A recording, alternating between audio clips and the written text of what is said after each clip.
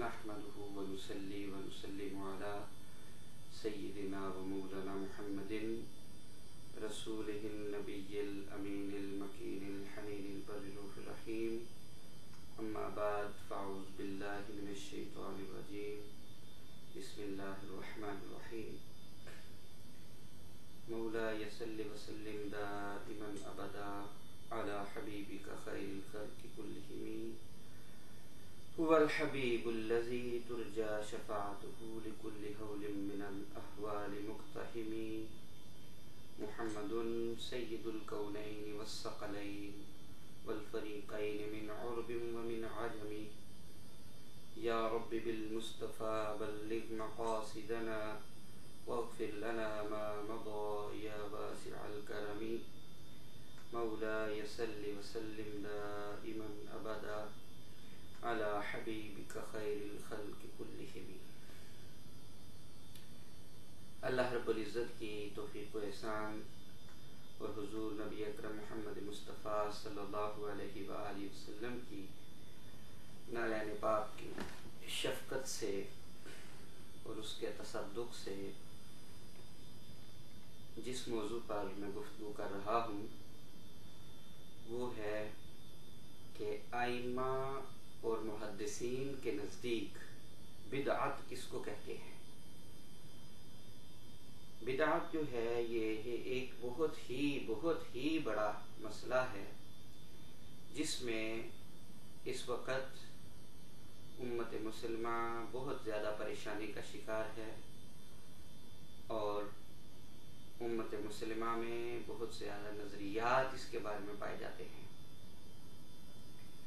آج کی جو میری گفتگو ہے اس میں تمام اعتراضات جو تصور بدعت پر واضح اور وارد ہوتے ہیں ان کا جواب کتاب اور سنت، آثار صحابہ، اقوال ائمہ و محدثین کی روشنی میں محققانہ طریقے سے پیش کرنے کی کوشش کروں گا. یہ جو بدعت کا تصور ہے اس کے اوپر پڑی ہوئی گرد اور شک اور شکوک و شبہات اس کو ہمیں دور کرنا ہے کہ وہ کیا باتیں ہیں اور اس میں ہمیں یہ بھی بات ثابت کرنی ہے کہ ہر بدعت یا ہر نیا کام محض نیا کام ہونے کی وجہ سے ناجائز اور حرام نہیں ہوتا، بلکہ بے شمار بہت سارے ایسے کام ہیں جو مبنی بر خیر اور تابع سنت ہونے کی وجہ سے جائز اور مباح ہیں. لہذا یہ اعتراض کہ بدعت کی جو تقسیم کی جاتی ہے حسنہ اور سیئہ میں یہ درست نہیں بلکہ محض جہالت، کم فہمی اور تعلیمات اسلامی کو نہ سمجھنے کی وجہ سے ہے. اس تصور کو دور کرنے کے لیے میں کوشش کروں گا. تو اس سے پہلے کہ میں اپنی گفتگو باقاعدہ طور پر اقوال ائمہ و محدثین کی کتابوں سے بحوالہ پیش کروں،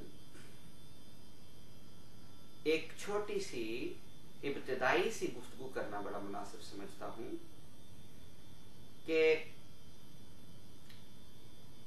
تصور بدعت کے حوالے سے یہ بات ہمیشہ ذہن نشین رہنی چاہیے کہ بعض اوقات ایک کام محض لغوی اعتبار سے بدعت ہوتا ہے اور شرعی اعتبار سے بدعت نہیں ہوتا. What I mean to say is that sometimes a work is linguistically innovation, but according to Shara, according to Islamic law, according to Islamic conduct, it is not an innovation. بعض لوگ جو ہیں وہ کم فہمی کی وجہ سے بدعت لغوی کو بدعت شرعی سمجھ کر حرام قرار دے دیتے ہیں. Few people make it unlawful by mixing up the meaning of linguistically innovation and شرعی innovation. تو جو لوگ اس کو مکس اپ کر دیتے ہیں اور بدعت and they consider linguistic innovation as a شرعی innovation.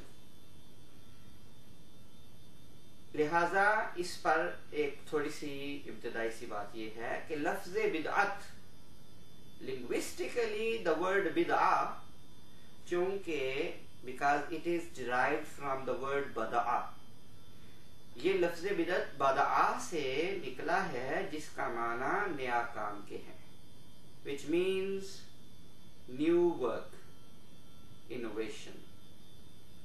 اس لیے لغوی اعتبار سے ہر نئے کام کو خواہ اچھا ہو یا برا، صالح ہو یا فاسد، مقبول ہو یا نامقبول، بدعت کہہ دیا جاتا ہے. یہی وجہ ہے کہ علماء اسلام نے بدعت کی ایک اصولی پرنسپل ڈویژن آف بدعہ، وہ تقسیم یہ کی ہے کہ اسے بنیادی طور پر بدعت لغوی یا بدعت شرعی دو اقسام میں اس کو تقسیم کر دیا ہے.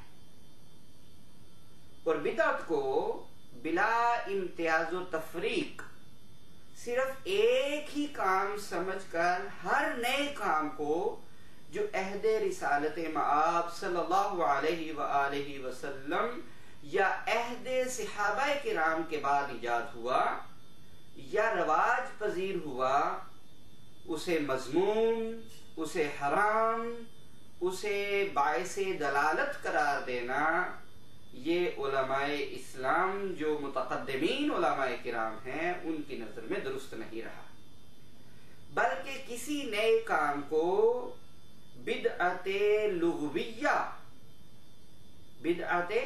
لغویہ کے زمرے میں لکھا ہے اور کسی کو بدعت شرعیہ کے زمرے میں لکھا ہے. مگر یہ ساری باتیں جب آپ متقدمین کی کتابوں کا مطالعہ کریں گے تو تب جا کر آپ کو سمجھ میں آئیں گی کہ یہ ساری باتیں کہ کون کون سی بدعت لغوی ہے، کون کون سی بدعت شرعی ہے. صرف بدعت شرعیہ کو ہی بدعت دلالت قرار دیا ہے، جبکہ بدعت لغویہ کو بالعموم بدعت حسنہ تصور کیا جاتا ہے. اس تقسیم کو یعنی بدعت لغویہ اور بدعت شرعیہ، اس تقسیم کو صراحتاً بیان کرنے والوں میں بہت سارے ائمہ دین اور علماء اسلام ان کے نام سامنے آتے ہیں، جن میں امام ابن تیمیہ، امام ابن کثیر، ابن رجب حنبلی، علامہ شوکانی اور علامہ بھوپالی سے لے کر شیخ عبدالعزیز بن باز تک ایک خاص نقطہ نظر اور بیک گراؤنڈ رکھنے والے علماء بھی اس بدعت لغوی اور بدعت شرعی کی تقسیم کو ماننے والے ہیں. یہی دراصل تمام تفصیلات آج کی اس گفتگو کا حصہ ہے. لہذا کسی بھی نئے عمل کی حلت اور حرمت کو جانچنے کے لیے اسے دلیل شرعی کی طرف لوٹایا جائے گا، اور اگر وہ عمل دلیل کی مطابقت سے ہوا تو بدعت حسنہ کہلائے گا، اور اگر مخالف دلیل ہوا تو بدعت سیئہ یا بدعت مذمومہ کہلائے گا. مختصراً یہ کہ بدعت کے دراصل دو اطلاقات ہیں، ایک شرعی اور دوسرا لغوی. شرعی اطلاق میں بدعت محدثات الامور کو شامل ہے، وہ احادیث جس میں نبی اکرم صلی اللہ علیہ وآلہ وسلم نے محدثات الامور کی بات کی ہے، وہ شرعی اطلاق میں محدثات الامور کو اس انداز سے شامل کیا جائے گا، اور یہی بدعت سیئہ ہے۔ سو اس معنی میں کہ کل بدعت دلالہ، اس معنی میں کہ محدثات الامور جو ہیں، اور وہ محدثات الامور جو شرعی طور پر ہیں کہ جن کے خلاف دلیل قائم ہے، وہ کل بدعت دلالہ ہے، کیونکہ اس کا معنی اور مراد ہی کل بدعت سیئۃ، کل بدعت سیئۃ دلالۃ۔ اب یہ جو کل بدعت دلالہ ہے، اس سے مراد یہ ہے کل بدعت سیئۃ دلالۃ، لیکن لغوی اطلاق میں بدعت کی تقسیم ہوگی اگر وہ مخالف دلیل، اور وہ ایسی دلیل جو دلیل شرعی یا منافی تاریخ سنت ہو، تو خود بخود بدعت شرعی ہو جائے گی، اور وہی بدعت سیئہ، بدعت مذمومہ ہوگی۔ پھر اس کی اہمیت و ضرورت اور افادیت و مصلحت کے اعتبار سے اس کی مزید درجہ بندی ہوگی، سو یا وہ فقط بدعت مباحہ ہوگی، یا بدعت مندوبہ مستحبہ، یا بدعت واجبہ، یعنی صورتاً و حیتاً تو وہ کوئی نیا کام ہی ہوگا، یعنی ہوگی تو وہ بدعت ہی، مگر اصلاً اور دلالتاً وہ امر خیر اور امر صالح ہوگا، جسے شریعت اسلامیہ کے عمومی دلائل اور احکامات سے اس سے تائید ملتی ہوگی۔ اس لیے ائمہ اور محدثین نے بعض دفعہ بدعت کو بدعت مباحہ بھی کہا ہے، بعض دفعہ بدعت مستحبہ بھی کہا ہے، اور بعض مقامات ایسے آتے ہیں جن میں بدعت واجب ہو جاتی ہے۔ اگر ہر کام، ہر ایسا نیا کام جو عہد رسالت مآب اور عہد صحابہ میں معمول بہی نہ رہا ہو، محض اپنے نئے ہونے کی وجہ سے ناجائز قرار دیا جائے، تو تعلیمات اسلام کا بیشتر حصہ، فقہ اسلامی کا بیشتر حصہ ناجائز کے زمرے میں آ جائے گا۔ If we consider anything which is new, which was not in the time of Holy Prophet Muhammad sallallahu alaihi wasallam, and it was not in the time of the companions of Holy Prophet Muhammad sallallahu alaihi wasallam, during the Caliphate, during the Khilafat Rashida, if this work was not done, and if it is new work, then most of the Islamic Sharia will be considered as a bid'at hasana, as a bid'at dalala, as a bid'at sayyi'ah. And all the aspects of ijtihad, qiyas, istihsan, masale musala, istihbab, استدلال اور استنباط کی all types جو ہیں وہ ناجائز کہلائیں گی۔ اسی طرح دینی علوم، دینی فنون، مثلا for example jurisprudence، principle of تفسیر، principle of fiqh، principle of حدیث، اصول فقہ، اصول حدیث، اصول تفسیر، فقہ، اصول فقہ، ان کی تدوین اور ان کو سمجھنے کے لیے and for the understanding of all these subjects we need صرف، نحو، بلاغت، معانی، منطق، فلسفہ اور دیگر معاشرتی علوم کی ہمیں ضرورت ہے، اور اگر ان علوم کے بغیر ہم دین کو سمجھنا چاہیں تو ہمیں کسی صورت میں بھی دین سمجھ میں نہیں آ سکتا۔ لہذا عصری تقاضوں کی وجہ سے، زمانے کے تقاضوں کی بنیاد پر ان تمام علوم کا جاننا، ان تمام علوم کا پڑھنا اور ان کے ذریعے شریعت کو سمجھنا، یہ ہمیں دین کی ہی ضرورت بن جاتا ہے۔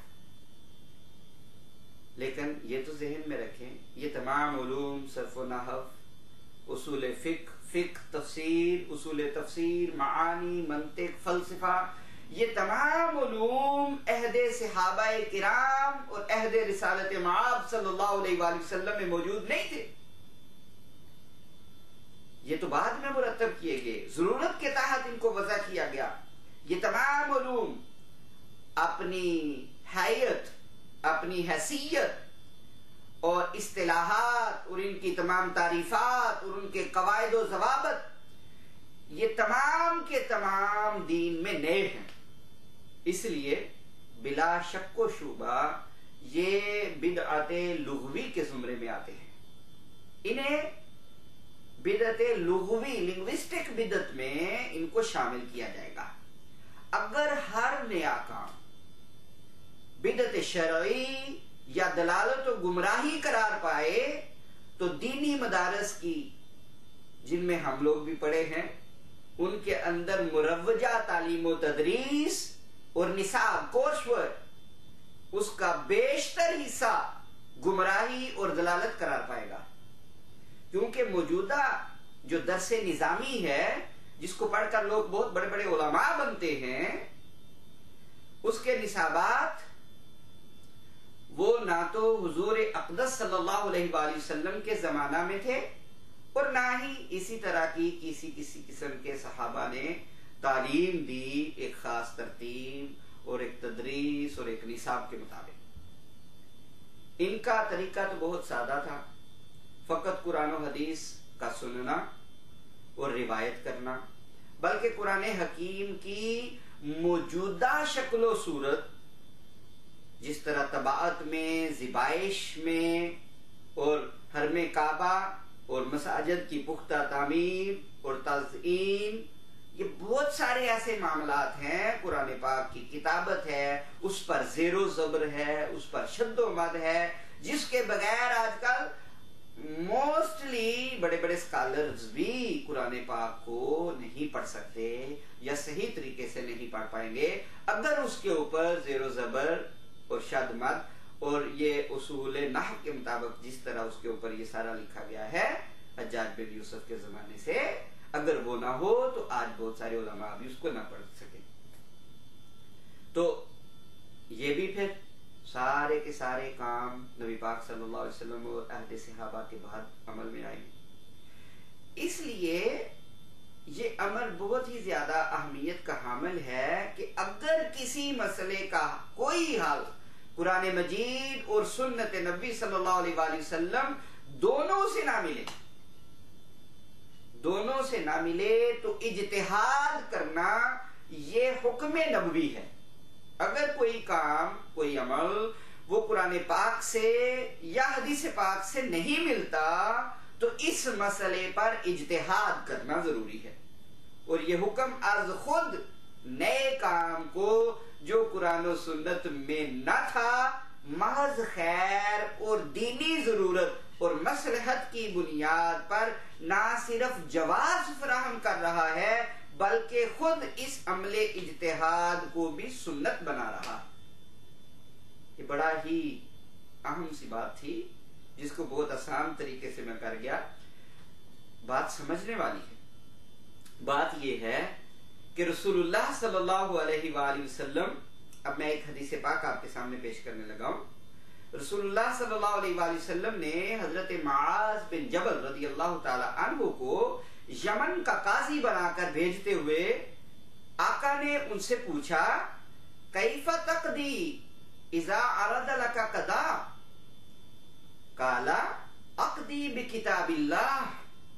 قال فإن لم تجده في كتاب الله قال اقضی بسنت رسول اللہ۔ قال فإن لم تجده في سنة رسول الله قال اجتهد برأيي لو آلو۔ قال فضرب بیدہ فی صدری وقال الحمد للہ الذی وفق رسول اللہ صلی اللہ علیہ وسلم لما یرضى رسول اللہ. اس کو امام ترمذی نے الجامع میں اور امام بہقی نے السنن الکبریٰ میں ذکر فرمایا. اے معاذ، جب آپ کے سامنے کوئی معاملہ پیش آ جائے تو آپ کس طرح اس کا فیصلہ کریں گے؟ تو انہوں نے عرض کیا میں کتاب اللہ کے مطابق فیصلہ کروں گا. آپ نے فرمایا کہ اگر تو اس معاملے کو کتاب اللہ میں نہ پائے تو اس پر حضرت معاذ بن جبل رضی اللہ تعالیٰ عنہ نے جواب دیا کہ پھر میں سنت رسول کے مطابق فیصلہ کروں گا. پھر حضور علیہ الصلوۃ والسلام نے فرمایا اگر تو اس معاملے کا حل سنت رسول میں بھی نہ پائے تو انہوں نے عرض کیا کہ پھر میں اپنی رائے سے اجتہاد کروں گا اور کوئی کوتاہی نہیں کروں گا. حضرت معاذ کہتے ہیں کہ پھر آپ صلی اللہ علیہ وآلہ وسلم نے اپنا دست شفقت میرے سینے پر مارا اور فرمایا تمام تعریفیں اس خدا کے لیے ہیں جس نے اپنے رسول کے نمائندہ کو ایسی توفیق بخشی جو اس کے رسول کی رضا کا سبب ہے. اب یہ جو حدیث پاک ہے اس حدیث پاک میں حضرت معاذ رضی اللہ تعالی عنہ کے الفاظ اجتہد برائی اور اس پر نبی اکرم صلی اللہ علیہ وسلم کا فرمان الحمدللہ الذی وفق رسول اللہ صلی اللہ علیہ وسلم رسول اللہ لما یرضى رسول اللہ، کہ جو قرآن و سنت میں نہ ہو بلکہ اجتہاد اور اچھی رائے کی بنیاد پر طے کیا جائے تو نہ صرف یہ ایک اچھا کام ہے بلکہ بارگاہ رسالت کا منظور شدہ اور تصدیق شدہ کام ہے. یہی اصول بدعت حسنہ میں کار فرما ہے جو اس حدیث پاک سے ثابت ہے. اب اگر کوئی یہ تعریف کرے کہ جو بات قرآن پاک میں نہ ہو، جو بات سنت رسول اللہ صلی اللہ علیہ وآلہ وسلم میں نہ ہو، اور اس کو اگر کسی نے اپنے اجتہاد سے کوئی ایسا محمود اور نیک کام کیا ہو جو قرآن و سنت میں نہ ملے، تو رسول اللہ صلی اللہ علیہ وسلم کی زبان کے مطابق تو وہ کام اجتہاد کہلائے گا، اور یار لوگوں کی زبان کے مطابق نعوذ باللہ ہو سکتا ہے وہی کام بدعت کہلائے. تو وہ بدعت ایسی بدعت جو رسول اللہ صلی اللہ علیہ وآلہ وسلم نے جس بات کی طرف اشارہ کیا ہے وہ یہی ہے کہ کچھ معاملات ایسے ہوں گے جن معاملات میں اگر حسن نیت شامل ہو اور کوئی بھی کام قرآن پاک کے نہ تو خلاف ہو اور نہ ہی سنت رسول کے خلاف ہو، نیت نیک ہو، اگر اس کو کوئی ایجاد بھی کرتا ہے تو وہ کام وہ گمراہی نہیں ہو سکتا، وہ دلالت نہیں ہو سکتا. جس طرح نیک نیتی سے قرآن پاک کے اوپر اعراب لگے ہیں، جو اعراب ہیں یہ قرآن پاک کے اوپر جو لگے ہیں یہ بھی نیک نیتی سے لگے ہیں. قرآن پاک میں پاروں کی تقسیم بھی نیک نیتی سے ہوئی ہے. قرآن پاک میں جو رکوع لگے ہیں وہ بھی نیک نیتی سے ہوئے ہیں. قرآن پاک کی جو منزلوں کا انتخاب ہوا ہے وہ بھی نیک نیتی سے ہوا ہے. بلکہ صحیح بخاری میں 10 لاکھ احادیث سے 4000 احادیث کو منتخب کر کے ان کو ایک کتاب میں جمع کرنا یہ بھی حسن نیت سے ہوا ہے. مسلم بھی حسن نیت سے لکھی گئی، ترمذی بھی حسن نیت سے لکھی گئی، علم صرف و نحو بھی حسن نیت سے بنا. اس کے علاوہ جتنے بھی ایسے کام ہیں جن کام میں نیت محمود تھی، وہ نیت اچھی تھی، وہ کام اگر تو خلاف شرع نہ ہو تو ان کاموں کو لنگوسٹیکلی تو بدعت کہہ سکتے ہیں مگر شرعی طور پر اسے بدعت نہیں کہہ سکتے.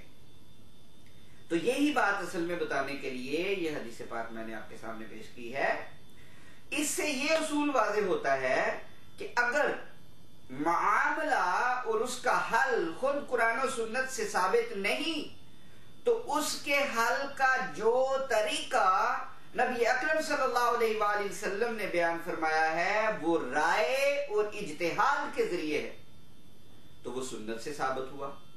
لہذا معاملہ اور اس کا حل نیا ہونے کی بنا پر تو بدعت لنگوسٹیکلی ہوئے، مگر اس حل کا اگر طریقہ شرعی ہے اس لیے وہ تابع سنت ہوا.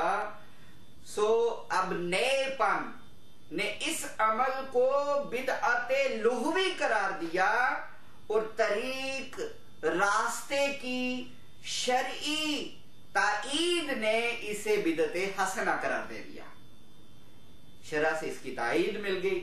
یہی وہ دائمی اصول ہے جو دین اسلام کی تعلیمات کو زمانوں اور معاشرتوں کے بدلتے ہوئے حالات اور زندگی کے نئے نئے تقاضوں کی تکمیل کے لیے ہمیشہ کے لیے ایک تحرک انسینٹیو بنتا رہا ہے اور اس کو ایک تسلسل دیتا رہا ہے. اسی اصول کے باعث اسلامی نظام حیات میں جمود پیدا نہیں ہونے دیا جاتا. یہی اصول ایسا ہے جس اصول سے دین میں جمود اور تعطل نہیں ہے.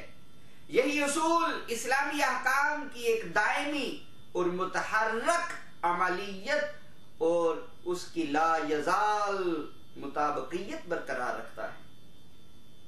یہی وجہ ہے کہ اس نظام میں ہمیشہ تازگی قائم رہے گی.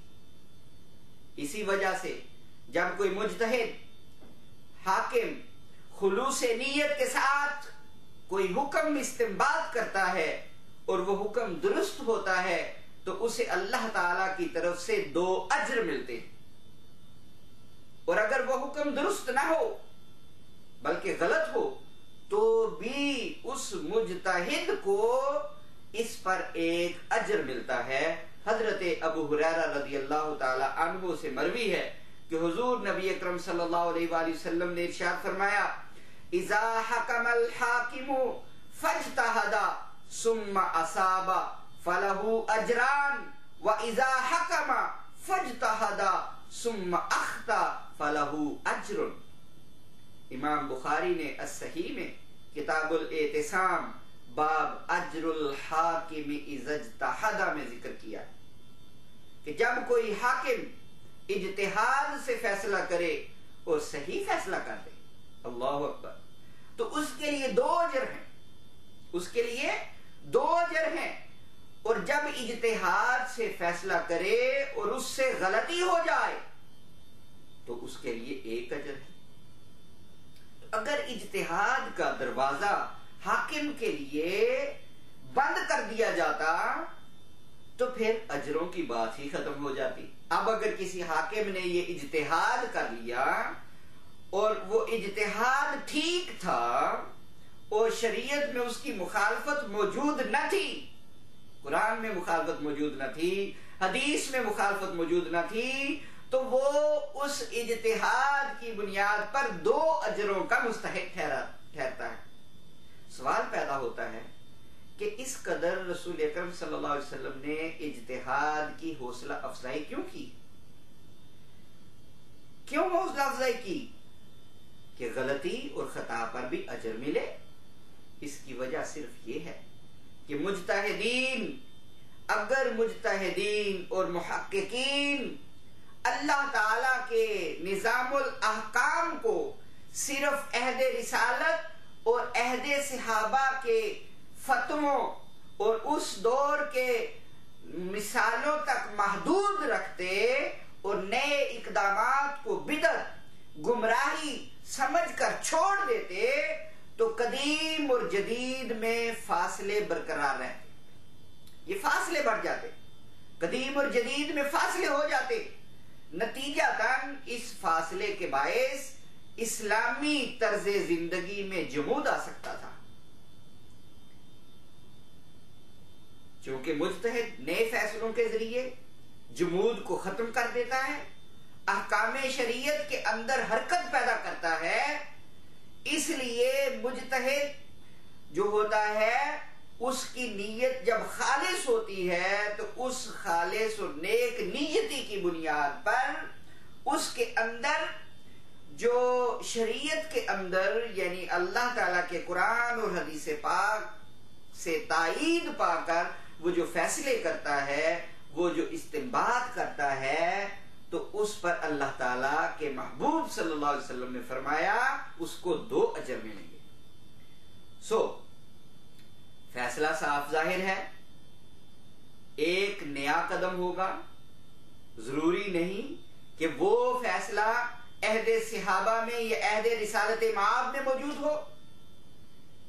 یہ ہو ہی نہیں سکتا کہ دنیا کا ہر معاملہ اس دور میں موجود تھا، اور اگر بالفرض اس کو مان بھی لیا جائے تو بہت سارا جو ذخائر ہے، بہت سارے ذخائر، وہ جو موضوعات، وہ جو احادیث، جو مدلسین ہیں، موضوعات جو ہیں، اور اس کے علاوہ ضعیف جو احادیث ہیں، ان احادیث کی وجہ سے اس کو ویسے ہی چھوڑنا پڑ جائے گا۔ لہذا اگر یہ وقتی طور پر تسلیم کر بھی لیا جائے کہ ہر معاملہ موجود تھا جو کہ عقلی طور پر مانا نہیں جا سکتا، لیکن بالفرض تو تب بھی جو موجودہ ذخیرہ احادیث ہے جس کو صحیح طور پر صحیح سمجھا جاتا ہے، اس میں ہر معاملے کا ملنا ناممکن ہے۔ تو اب صاف ظاہر ہے جو بھی فیصلہ ہوگا وہ نیا ہوگا، نیا قدم ہوگا۔ اگر قرآن کی نص اور سنت یا عہد رسالت اور عہد صحابہ سے ثابت ہوتا تو پھر اجتہاد کہلانا ہی نہیں تھا۔ اجتہاد تو تب کہلایا جب نہ تو قرآن میں ملا اپنی کمزوری کی وجہ سے، نہ حدیث میں ملا، اور نہ ہی عہد صحابہ میں ملا، تو پھر ایسی صورت میں وہ صاف ظاہر ہے نیا قدم ہوگا۔ تو نیا قدم ہی دراصل رسول اللہ صلی اللہ علیہ وآلہ وسلم اس نئے قدم پر 2 اجر مرتب فرما رہے ہیں،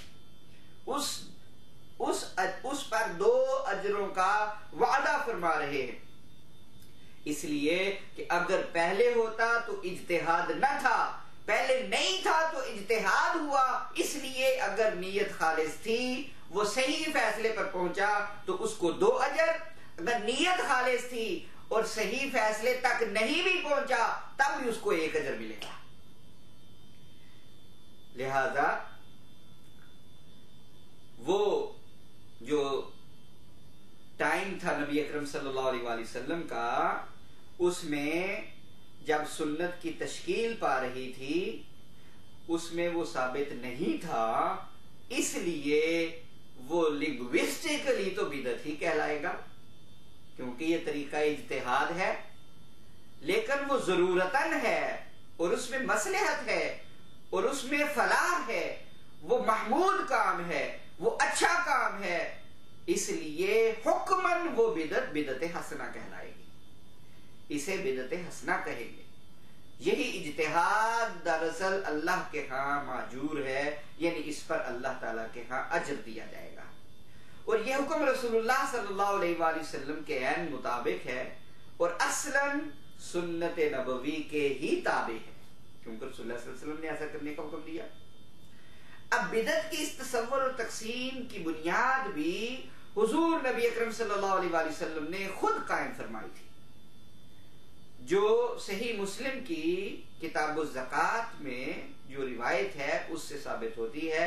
رسول اللہ صلی اللہ علیہ وآلہ وسلم نے ارشاد فرمایا، من سن فی الاسلام سنتا حسنتا فلہ اجرها واجر من عمل بها بعدہ من غیر ان ینقض من اجورهم شیء ومن سن فی الاسلام سنتا سیئتا کان علیہ وزرها ووزر من عمل بها من بعدہ من غیر ان ینقض من اوزارهم شیء۔ جس شخص نے اسلام میں کسی نئے کام کی ابتدا کی، اس کو اپنے عمل کا بھی اجر ملے گا اور بعد میں عمل کرنے والوں کے عمل کا بھی اسے اجر ملے گا، اور ان عاملین کے اجر میں اس کوئی کمی نہیں کی جائے گی. اور جس نے اسلام میں کسی برے عمل کی ابتدا کی اسے اپنے عمل کا بھی گناہ ملے گا اور بعد میں کرنے والوں کے عمل کا بھی گناہ ملے گا، اور ان عاملین کے گناہ میں کوئی کمی نہیں ہوگی. اگر تھوڑے سے ہی غور و فکر سے کام لیا جائے تو واضح ہو جائے گا کہ یہاں لفظ سنت سے مراد سنت شرعی نہیں ہے، یہ سنت لغوی ہے. صاف ظاہر ہے سنت شرعی تو کوئی بنا نہیں سکتا، تو جس نے بھی نیا کام بنانا ہے وہ سنت لغوی ہے، لنگوسٹک سنت ہے. گویا لفظ بدعت کی طرح لفظ سنت کا استعمال بھی دو طرح پر ہے. اگر من سن فی الاسلام سنتن سے مراد یہاں پر شرعی معنی یعنی شرعی معنی میں سنت رسول یا سنت صحابہ ہوتی تو اسے سنت حسنہ اور سنت سیئہ میں ہرگز تقسیم نہ کیا جاتا، کیونکہ سنت رسول صلی اللہ علیہ وسلم تو ہمیشہ حسنہ ہی ہوتی ہے، اس کے سیئہ ہونے کا تو سوال ہی پیدا نہیں ہو سکتا. یہاں پر حضور نے لفظ تو سنت کا استعمال کیا ہے مگر اس کے اطلاق میں حسنہ اور سیئہ دو اقسام بیان کر دی. اور اگر حسنہ اور سیئہ کی تقسیم کر دی ہے تو ساتھ ہی یہ بھی بیان فرما دیا کہ ایک پر اجر ہے اور دوسرے پر گناہ ہے. سو معلوم ہوا یہاں پر سنت کی تقسیم تو حسنہ اور سیئہ میں صراحتاً کر دی گئی ہے، اس سے انکار کی بھی کوئی گنجائش نہیں بچتی. اب اس کی وجہ تلاش کرنی ہوگی تو سوائے اس کے اور کوئی وجہ نہیں کہ یہاں لفظ سنت اپنے لنگوسٹک لغوی معنی میں استعمال ہوا ہے نہ کہ شرعی معنی میں، اور اس سے مراد کوئی نیا راستہ نکالنا ہے. اس سنت سے مراد کیا ہے؟ کوئی نیا راستہ نکالنا ہے. اب غور طرف بات یہ ہے کہ جب لفظ سنت بھی لغوی اور شرعی میں تقسیم ہو تو خود آپ اندازہ کر سکتے ہیں، جو کہ حدیث پاک سے ثابت ہے کہ لفظ سنت لغوی اور شرعی تقسیم کے ساتھ خود حسنہ اور سیئہ کی دو قسموں پر موجود ہے. تو لفظ بدعت کو اسی اصول پر حسنہ اور سیئہ کی دو اقسام تقسیم کرنے میں کون سی بات منع کر رہی ہے؟ سوائے ضد کے، سوائے ہٹ درمی کے، سوائے جہالت اور لا علمی کے. پھر اس اصول کی تصریح سیدنا فاروق اعظم رضی اللہ تعالی عنہ نے اپنے مبارک ارشاد سے فرمائی ہے، جسے امام بخاری نے الجامع الصحیح میں ذکر فرمایا ہے. خرجت مع عمر بن الخطاب لیلة في رمضان الى المسجد فاذا الناس اوزاء متفرقون يصلي الرجل لنفسه ويصلي الرجل فيصلي بصلاته الرهط فقال عمر اني ارى لو جمعت هؤلاء على قارئ واحد لكان امثل ثم عزم فجمعهم على أبي بن كعب ثم خرجت معه ليلة أخرى والناس يصلون بصلاة قارئهم قال عمر نعمة البدعة هذه والتي ينامون عنها أفضل من التي يقومون يريد آخر الليل وكان الناس يقومون أوله. میں حضرت عمر کے ساتھ رمضان المبارک کی ایک رات مسجد کی طرف نکلا تو لوگ متفرق تھے، اور ایک آدمی تنہا نماز پڑھ رہا تھا اور ایک آدمی گروہ کے ساتھ. حضرت عمر نے فرمایا کہ میرے خیال میں ایک انہیں پیچھے اچھے سے قاری کے پیچھے جمع کر دیا جائے تو بہت ہی اچھا ہوگا. پس آپ نے حضرت ابی بن کعب رضی اللہ تعالی عنہ کے پیچھے جمع کر دیا. پھر میں دوسری رات ان کے ساتھ نکلا تو دیکھا کہ لوگ اپنے قاری کے پیچھے نماز پڑھ رہے تھے.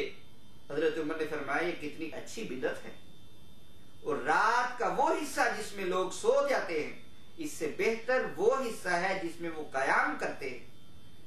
مراد رات کا آخری حصہ تھا جبکہ لوگ پہلے حصے میں قیام کرتے تھے.